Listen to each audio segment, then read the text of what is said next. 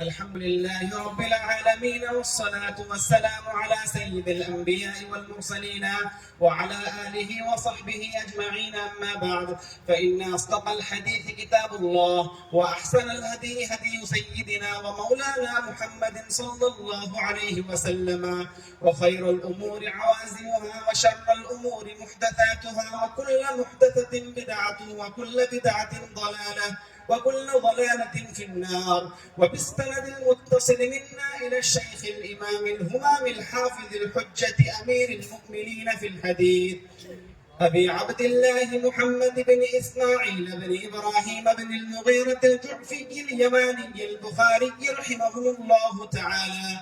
اللهم انفعنا وارفعنا بعلومه وعلومهم أجمعين، آمين يا رب العالمين. وبه قال حدثنا أبو النعمان قال حدثنا حماد بن زيد عن أيوب عن نافع عن ابن عمر رضي الله تعالى عنه قال النبي صلى الله عليه وسلم: إن أصحاب هذه الصور يعذبون يوم القيامة ويقال لهم: أحيوا ما خلقتم. وبه قال حدثنا محمد بن العلاء قال حدثنا ابن فضيل عن عمارة عن أبي زرعة سمع أبا هريرة رضي الله تعالى عنه وعنهم قال: سمعت النبي صلى الله عليه وسلم يقول: قال الله: ومن أظلم ممن ذهب يخلق كخلقي، فليخلقوا ذرة أو ليخلقوا حبة أو شعيرة.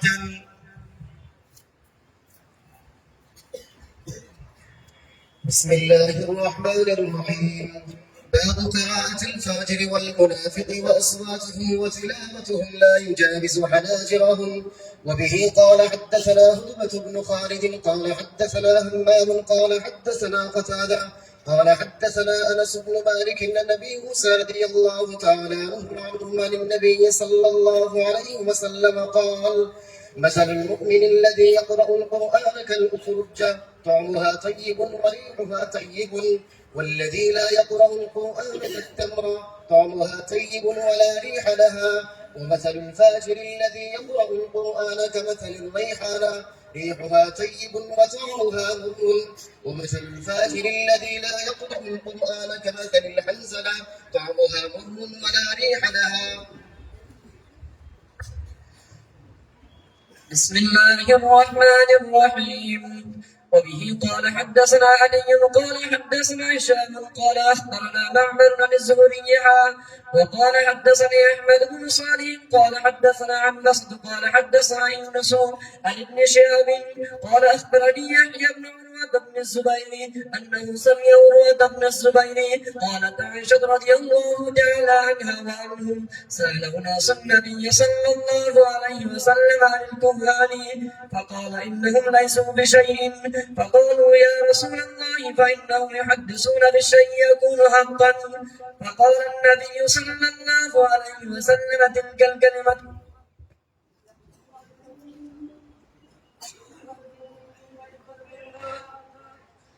يخطفها الجني فيقرقرها في بطن وليه كقرقرة الدجاجة فيخلطون فيه أكثر من 100 كذبة.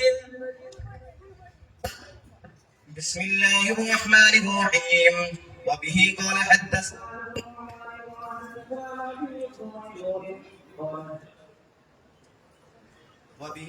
حدثنا أبو النعمان قال حدثنا مهدي بن ميمون قال: سمعت محمد بن سيرين يحدث عن معبد بن سيرين عن أبي سعيد الخدري رضي الله تعالى عنه عن النبي صلى الله عليه وسلم قال: يخرج ناس من قبل المشرق ويقرؤون القرآن لا يجوز تراقيهم، يمرقون من الدين كما يمرق السهم من الرمية، ثم لا يعودون فيه حتى يعود السهم إلى فوقه.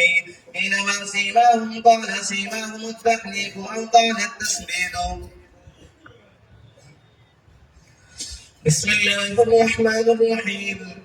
باب قول الله: ونفع الموازين القسط ليوم القيامة، وأن أعمال بني آدم وقولهم يوزن. وقال مجاهد: القسطاس العدل بالرؤية، ويقال القسط مصدر المقسط وهو العادل، وأما القاسط وهو الجائر وبه قال حدثنا أحمد بن أشهاب قال حدثنا محمد بن فضيل عن عمارة بن القعقاع عن أبي زرعة عن أبي هريرة رضي الله تعالى عنه وعنهم قال النبي صلى الله عليه وسلم كلمتان حبيبتان إلى الرحمن خفيفتان على اللسان ثقيلتان في الميزان سبحان الله وبحمده سبحان الله العظيم.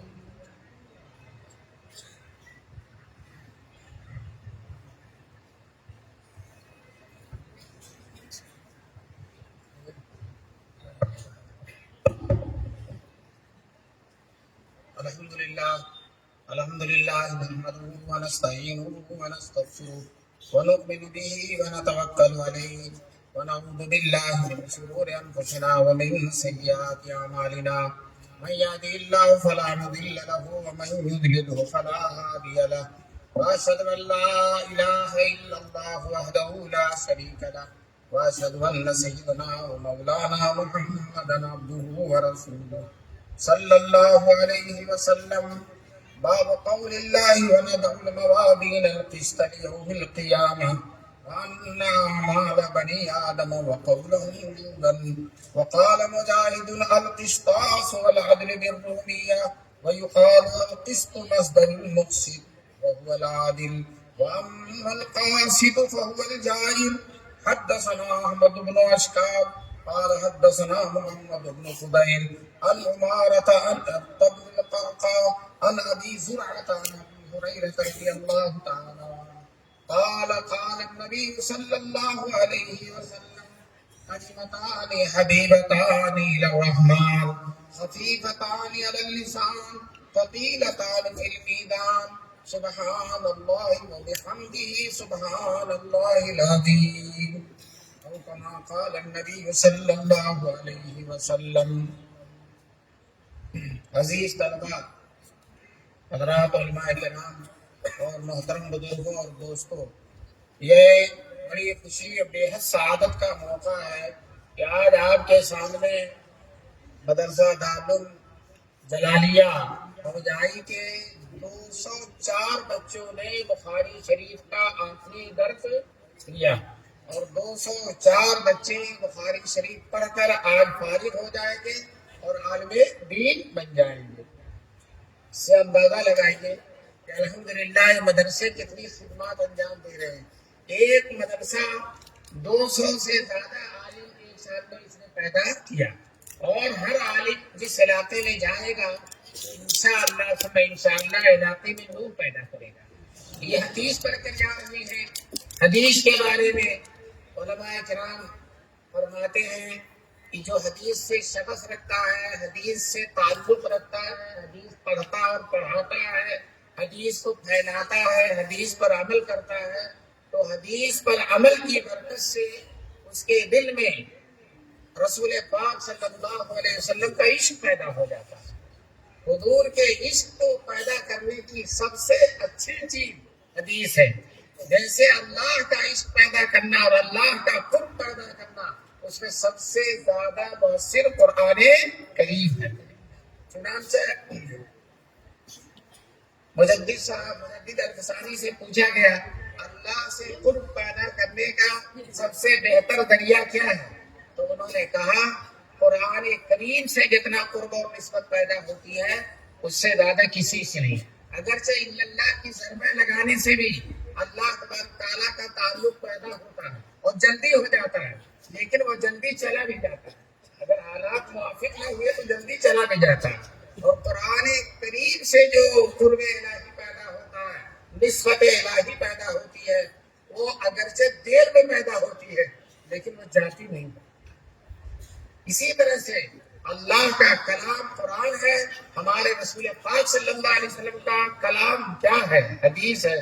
تو حدیث سے بھی حدیث سے سب سے زیادہ عشق رسول پیدا ہوتا ہے. جتنا ہی زیادہ حدیث میں مشغول رہے گا. شاہ ولی اللہ رحمۃ اللہ علیہ کا مکاشفہ ہے کہ ہر محدث کی قبر میں رسول پاک صلی اللہ علیہ وسلم کی قبر مبارک سے نور کا ایک سلسلہ رہتا ہے. حضرت شاہ ولی اللہ محدث دہلوی رحمۃ اللہ علیہ کا مکاشفہ ہے.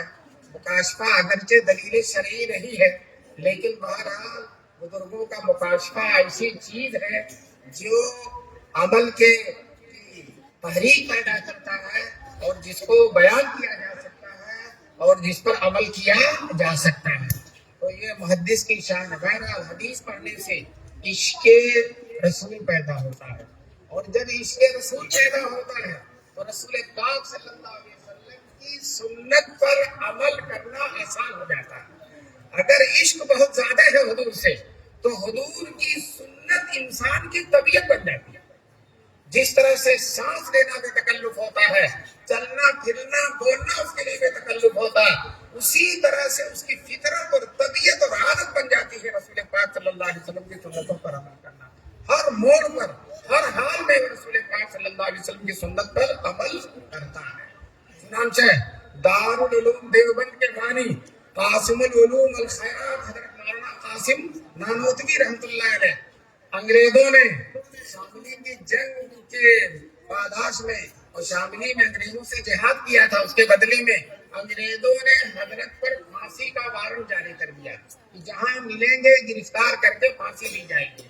لوگوں نے بہت اصرار کیا کہ حضرت چھپ جائیں تو لوگوں کے شدید اصرار پر دیوبند کے ایک مکان میں حضرت روپوش ہو گئے. 3 دن کے بعد باہر نکل آئے. کتنے دن چھپے رہے؟ 3 دن. لوگوں نے کہا وارنٹ ابھی چل رہا ہے، فوج آپ کو تلاش کر رہی ہے، CID آپ کے پیچھے پڑی ہوئی ہے اور آپ باہر نکل آئے. تو کہنے لگے رسول پاک صلی اللہ علیہ وسلم نے سفر ہجرت میں غار ثور کے اندر کتنے دن کی روپوشی اختیار کی تھی؟ 3 دن. تو سنت ادا ہو گئی. تو دیکھو سنت فطرت اور طبیعت بن جاتی ہے. کس کی برکت سے؟ حدیث کی برکت سے فطرت بن جاتی ہے سنت.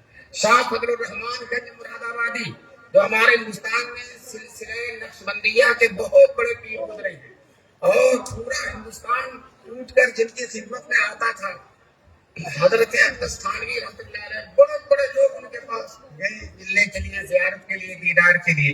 120 سال کی عمر میں انتقال ہوا. جب بیٹے تھے انتقال اور جاگنے کی کیفیت پاری ہو گئی. پائجامہ پہنے ہوئے تھے.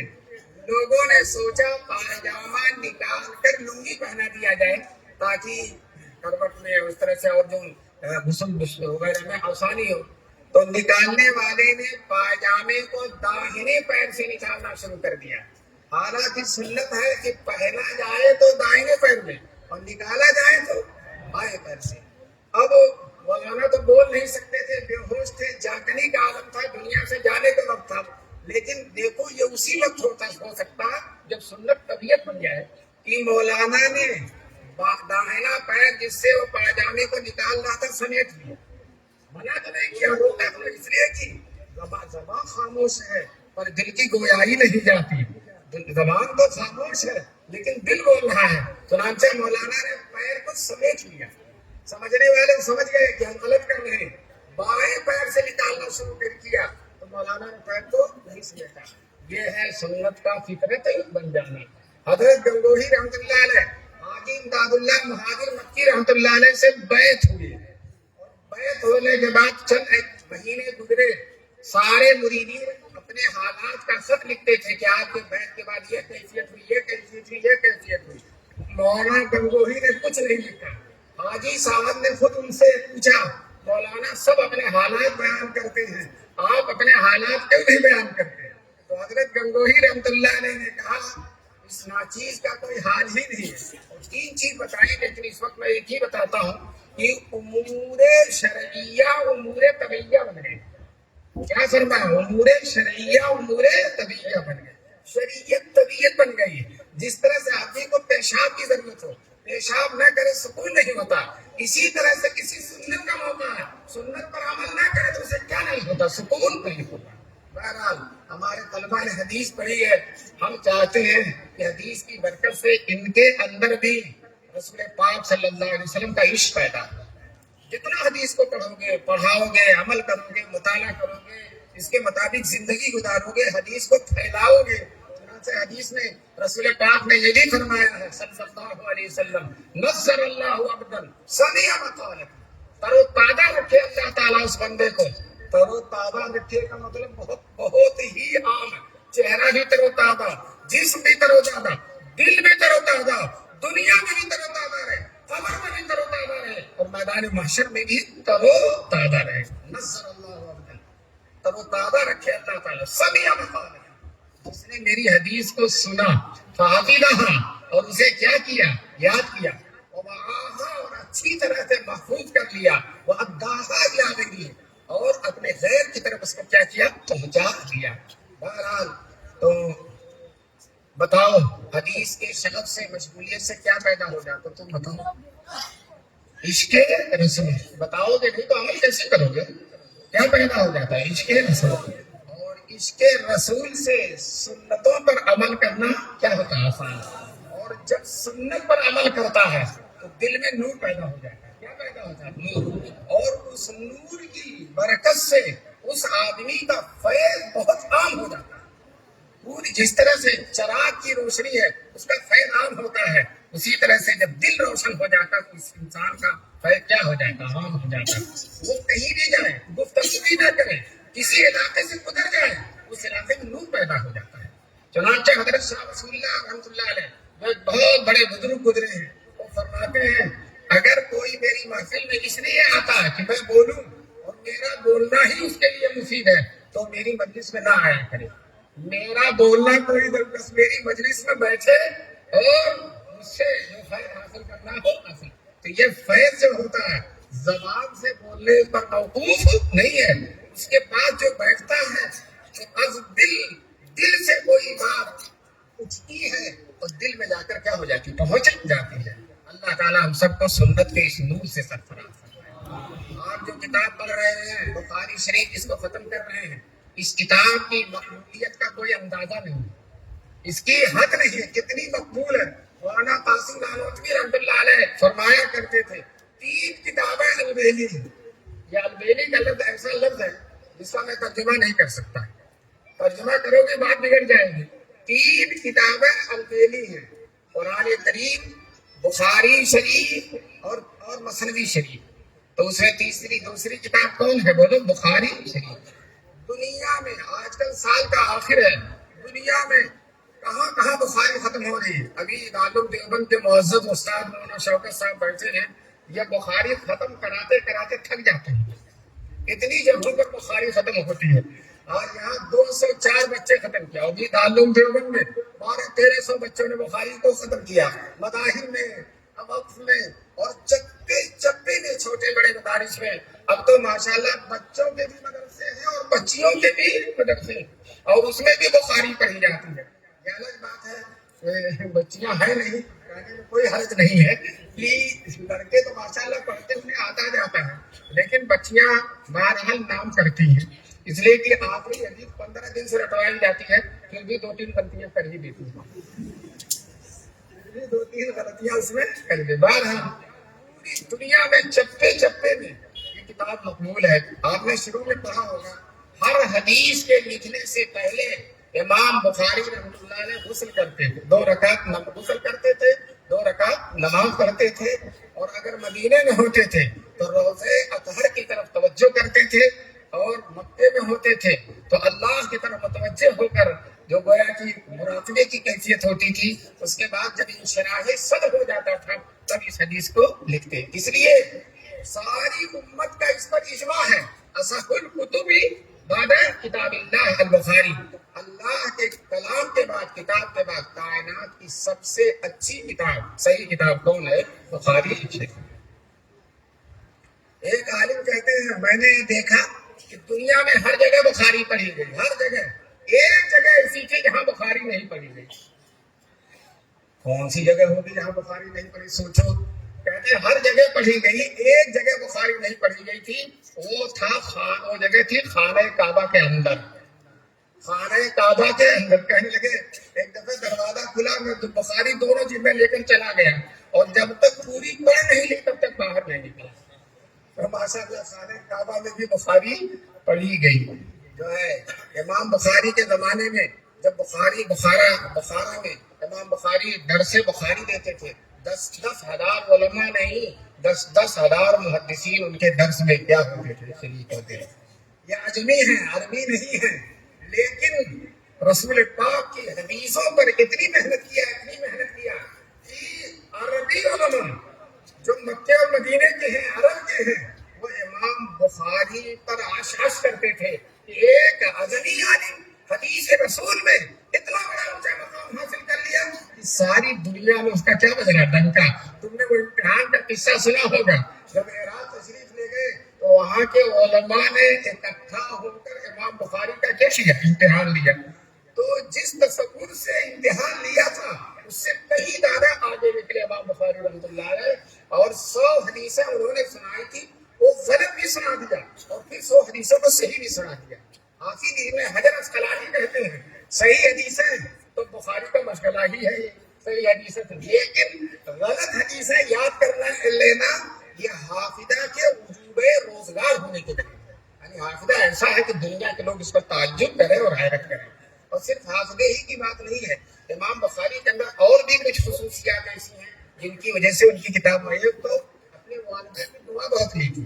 ان کی والدہ دعائیں چنانچہ بچپن میں نابینا تھے اور والدہ برابر دعا کرتی تھی کہ میرا بیٹا بہترین عالم ہونا، بینا ہونا چاہیے، دیکھنے والا آنکھ ہونا چاہیے، دنیا میں سفر کرے گا.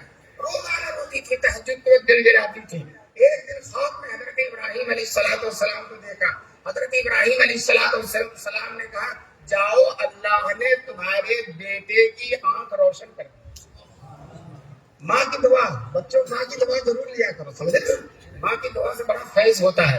چنانچہ پھر آنکھ روشن ہوئی تو اتنی روشن ہوئی کہ کبھی بھی چشمہ لگانے کی ضرورت نہیں پڑی. تاریخ کبیر نام کی انہوں نے کتاب لکھی ہے بخاری کے علاوہ، اس کو چاندنی رات میں بیٹھ کر لکھا. روشنی آنکھیں اتنی تیز تھی کہ چاندنی. دوسری بات، امام بخاری رحمۃ اللہ علیہ نے علم کے لیے محنت بہت کی، سفر بہت کیا.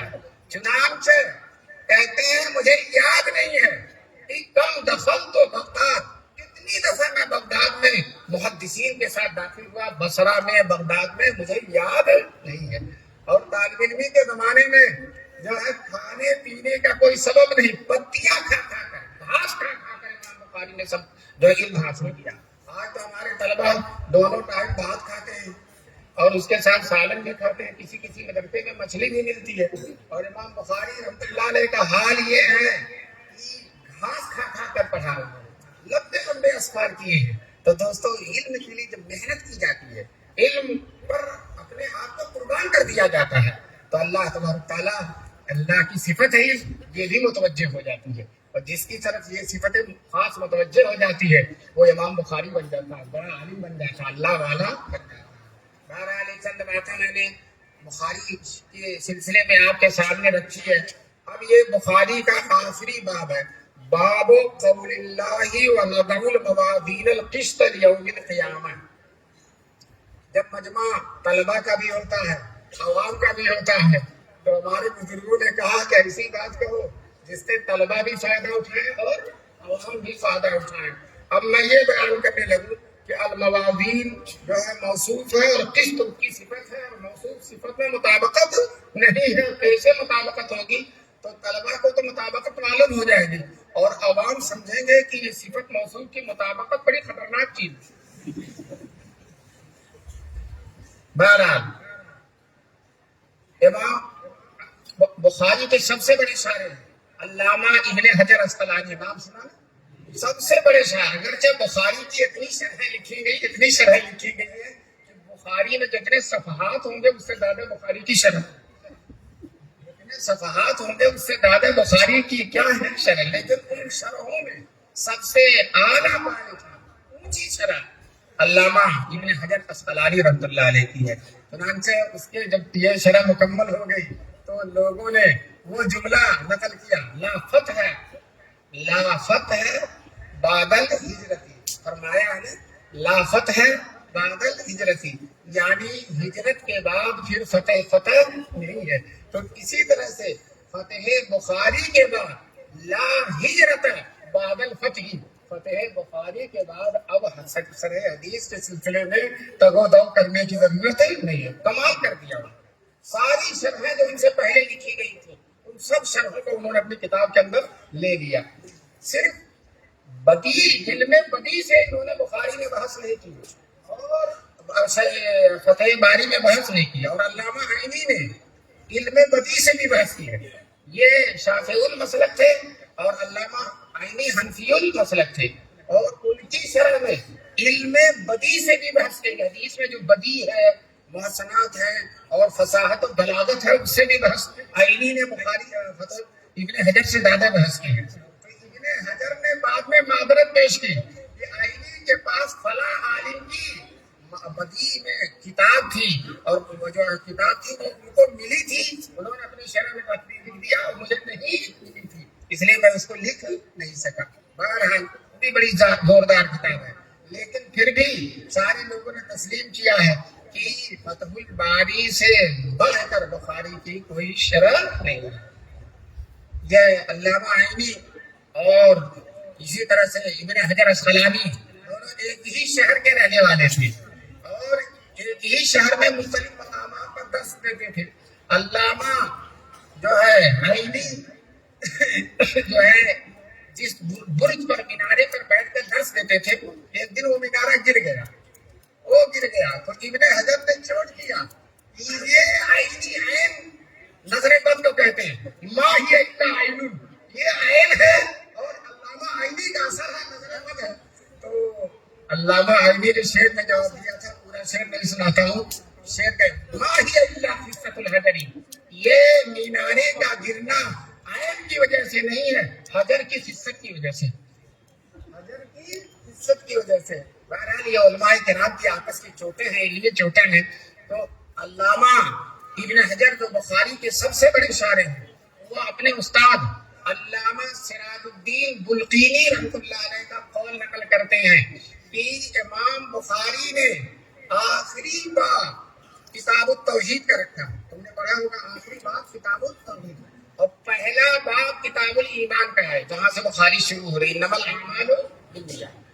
اور تو اس کی وجہ یہ بتاتے ہیں کہ جو ہے انسان کی دنیا میں بھی حفاظت اور آخرت میں بھی حفاظت توحید کی وجہ سے ہوگی, اللہ کی وحدانیت پر یقین کی وجہ سے ہوگی. اسی لیے امام بخاری نے پہلا باب بھی توحید ہی کا رکھا کتاب الایمان اور آخری باب بھی کس کا رکھا ہے توحید کا کہ اولاً و آخراً دنیا اور آخرت میں انسان کی کامیابی کی اصل سرچشمہ اور بنیاد توحید ہے. اس بات کی طرف اشارہ کرتے ہوئے کتاب کو شروع بھی کیا توحید سے اور کتاب کو ختم بھی کیا کس کا توحید سے. اور اس کے بعد ترجمۃ الباب ہوتا ہے, ایک باب قائم کرتے ہیں اس باب کے تحت عنوان بناتے ہیں اور اس عنوان کے تحت حدیثیں لاتے ہیں. اور علماء کرام کہتے ہیں بخاری کی شرح میں سب سے اہم چیز جو ہوتی ہے کیا ہے ترجمۃ الباب. یہ عنوان جو قائم کیا یہ حدیث بظاہر بعض دفعہ دونوں میں مطابقت نظر نہیں آتی لیکن محدثین اس پر محنت کر کے بتاتے ہیں کہ اس باب میں اور اس حدیث میں مناسبت کیا ہے. تو یہ آخری جو ترجمۃ الباب ہے اس میں نزع الموازین القسط ہے, عدل کا ترازو رکھا جائے گا قیامت میں. کہتے ہیں آخری وہ عمل, سراج الدین بلقینی کہتے ہیں آخری وہ عمل جس سے یہ جانا جائے کہ آدمی کامیاب ہوا یا ناکام ہوا وہ میدان محشر کا ترازو ہے. اگر نیکیاں زیادہ ہو گئی ہیں تو آدمی کیا ہو گیا کامیاب, اور برائیاں اگر زیادہ ہو گئی ہیں تو آدمی کیا ہوا ناکام. اور نیکیاں اور برائیاں دونوں برابر ہیں, نیکیاں اور برائیاں دونوں برابر ہو گئی تو وہاں شفاعت کی ضرورت پڑے گی اور شفیع المذنبین صلی اللہ علیہ وسلم وہاں پہلے سے کھڑے ہوں گے اور اپنے امتیوں کی کیا کر دیں گے سفارش کر دیں گے. تو بہرحال یہ تصور مولانا نعمت اللہ جو بہت بڑے محدث ہیں دارالعلوم دیوبند میں, یہاں بھی پڑھا چکے ہیں اس مدرسے میں, شیخ الاسلام جے نگر میں پڑھا, شیخ الاسلام کے شاگردوں میں ہیں. وہ کہتے ہیں کہ جب آدمی کے دل کے اندر یہ استحضار رہے گا کہ میرا یہ عمل تولا جائے گا ہر عمل کے بارے میں, نماز پڑھنا زکات دینا, تو وہ اچھا عمل اور اچھا ہو جائے گا اور برے عمل سے وہ بچنے کی کوشش کرے گا اگر یہ تصور ہو جائے کہ میرا یہ عمل تولا جائے. تو آخر میں یہ باب لا کر امام بخاری سارے لوگوں کے ذہن میں मैदान महशर में उस अमल को तौला गए। एक फिरका है मुअतज़िला का, वो कहता है अमाल कैसे तौले जाए। असल में वो डर रहा है इस बात से कि कहीं हमारे अमाल न तौले जाए, कहीं हमारे अमाल न, इस वजह से अमाल के तौलने ही का इनकार कर देता। हालांकि अमाल के तौलने का तस्करा कुरान में और मुतवातिर हदीसों के अंदर, सिर्फ सही हदीसों के अंदर नहीं बल्कि मुतवातिर। लेकिन मुतज़िला बहुत डरते हैं कि हमारे गंदे अमाल इनके तौले में जाए, तो साफ साफ कहते हैं अमाल आराज होते हैं। अमाल क्या होते हैं? आराज। और आराज तौले नहीं जा सकते। आराज में जिस्म नहीं होता, वजन जिस्म से पैदा होता, और आराज तौले नहीं जा सकते, इसलिए अमाल और अक़वाल तौले नहीं जाए। ये कौन कहता है? मुतज़िला। पहले उलमा इसका इल्मी जवाब देते थे, अब उलमा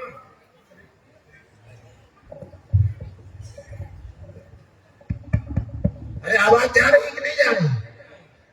जी जा रही है। चंद लोगों को नहीं जा रही, अक्सर लोगों को जा रही है। जी बहुत अच्छी बात है, और मुझे तो लौट कर आ रही है मेरे पास। पहले उलमा ये जवाब देते थे कि अल्लाह ताला आमाल और अक़वाल जो आराज है अपनी कुदरत से उनको जिस्म बना देंगे, और जिस्म तौला जा सकता है तो आमाल भी तौले जा सकते हैं। तो गोया मंतिक की ये तय शक्ल हुई कि आमाल को अल्लाह ताला अजसाम बना देंगे और अजसाम तौले जा सकते हैं। तो आप नतीजा निकालो, आमाल तौले जा, पढ़ा था ना मंतिक। और कुछ उलमा कहते हैं आमाल से मुराद रजिस्टर है, सहीफे आमाल है जो फरिश्ते लिख रहे हैं, उनको तौला जाएगा। लेकिन आज के जमाने में इल्मी जवाब की जरूरत नहीं, मुशाहदाती जवाब भी काफी है। आज बुखार को नाप लिया जाता है, बुखार आराम है ना, उसको क्या किया जाता है? नाप लिया जाता है। गर्मी और सर्दी को नाप लिया जाता है। एक मशीन चली है कि ये झूठ बोल रहा है, झूठ नहीं बोल रहा, उसको नाप लिया जाता है। झूठ बोल लिया नाप लिया जाता है। तो उसी मशीन से मुअतज़िला को भी नाप लिया जाएगा, दुनिया में को झूठ बोल रहा है। इस मसले में क्या कर रहे हैं? बहरहाल जब इस दुनिया में आप तो इस इल्मी बहस की जरूरत ही नहीं, लेकिन ये याद रखो, इस बात का इस्तेहज़ार रखो कि सबका अमल तौला जाएगा। अमल करने वाले चार तरह के होते हैं। एक मोमिन कामिल है जिसके गुनाह है ही नहीं, कोई गुनाह ही नहीं है, और अगर गुनाह हुआ था तो उस वक्त के आने से पहले पहले उसका गुनाह क्या हो गया? माफ हो गया। कोई गुनाह है ही नहीं, वो उसका अमल नहीं तौला जाएगा। तौला वहां जाएगा जहां नेकियां और बुरा दोनों, गुनाह है ही नहीं तो तौला नहीं जाएगा। बेहिसाब किताब जन्नत में जाएंगे। वो लोग कैसे जाएंगे? बेहिसाब किताब। चुनांचे हुजूर सल्लल्लाहु अलैहि वसल्लम फरमाते हैं मेरी उम्मत में 70,000 लोग ऐसे हैं जो इंशाअल्लाह बेहिसाब किताब जन्नत में जाएंगे। उनकी कुछ सिफात भी है, जो झाड़ फूक नहीं करते मुअस्सिर समझकर, दावने का इलाज नहीं करते, और अपने रब पर हर मौके पर हर लम्हे को अपने अल्लाह का भरोसा करने वाले हैं। वो कितने लोग हैं? 70,000। एक हदीस में हर 1000 के साथ 70,000, और एक और हदीस में हर 70,000 में से हर एक के साथ 70,000 जाएंगे। अब हिसाब लगा लो कितने लोग जाएंगे। लेकिन आखिर में मैं बता दूं, हुजूर सल्लल्लाहु अलैहि वसल्लम फरमाते हैं आखिर में अल्लाह 3 लब भर भर कर उठाकर जन्नत में डाल देगा। 3 लब भर भर। दोस्तों हम अगर पहले में ना आए तो इंशाल्लाह दूसरे में आ जाएंगे, तो रखना चाहिए। दूसरे में नहीं आए तो तीसरे में आ गए, चौथे में तो इंशाल्लाह आ ही। अल्लाह की जात से तवक्को रखना चाहिए। अल्लाह ताला हम सबको उन बंदों में शामिल फरमाए जो बेहिसाब किताब। इसलिए कि खुद अल्लाह के रसूल ने फरमाया जब मांगना है अल्लाह से तो आला चीज मांगो, जन्नतुल फिरदौस मांगो। तो हम भी अल्लाह से आला चीज मांग रहे हैं कि अल्लाह हमको बेहिसाब किताब जन्नत में पहुंचाए। और दूसरे वो लोग हैं फलतु अमलन सालिहम व आखिरत सय्यिआ, कुछ अच्छे अमल हैं कुछ बुरे अमल हैं, उनके अमल तौले जाएंगे। 2 हुए। तीसरे वो काफिर हैं जिन्होंने कोई नेकी की ही नहीं, ऐसे बदतरीन किस्म के काफिर हैं कि कोई नेकी, वो भी बेहिसाब किताब जहन्नम में जाएंगे, जन्नत में नहीं, कहाँ जाएंगे? बेहिसाब किताब। और कुछ काफिर ऐसे हैं जिन्होंने अच्छे काम किए हैं, दान किया, स्टेशन पे पानी पिलाया है, ठंडे पानी की मशीन लगा दिया, गरीबों का इलाज करा दिया, काफिर होने के बावजूद उनके अमाल तौले जाएंगे। और तौलने का जो फायदा होगा, वो जन्नत में तो जाएंगे नहीं, लेकिन उनको हसरत होगी کاش کہ ہم مومن ہوتے، ایمان ہوتا تو ہماری یہ نیکیاں ہم کو کہاں لے جاتی؟ جنت میں لے جاتی۔ بہرحال یہ 4 طرح کے لوگ ہیں جن کے اعمال تولے جائیں گے۔ پہلا مومن جن کے اعمال تولے، کچھ اس میں سے تولے جائیں گے، کچھ نہیں۔ مومن کامل جس کے یہاں گناہ نہیں ہے، عمل تولا نہیں جائے گا، اور گناہ ہے تو عمل تولا جائے گا۔ اور کافر جس کی کوئی نیکی ہی نہیں، کافر کامل ہے۔ مومن کامل کے مقابلے میں کیا ہوگا؟ کافر کامل ہے تو اس کا بھی عمل تولا نہیں جائے گا۔ اور آخر میں جو کافر گناہ بھی کیا ہے اور نیکیاں بھی کی ہے اور کفر ہے، اس کے اعمال کو تولا جائے گا۔ بہرحال یہ چند مختصر سی بحثیں تھی جو میں نے تمہیں سمجھا دیا۔ میرا وقت 3:30 بجے تک تھا اور اللہ تبارک تعالیٰ نے وقت پورا کرا دیا۔ اب میں حدیث کا ترجمہ کرتا ہوں۔ حدیث بیان کیا احمد ابن اشکاب نے، امام بخاری کے استاد محترم ہیں۔ کون؟ اشکاب۔ سبھی توجہ کر دو بھائی جی۔ وَأَنَّ أَعْمَالَ بَنِي آدَمَ، اعمال بنی آدم اور ان کے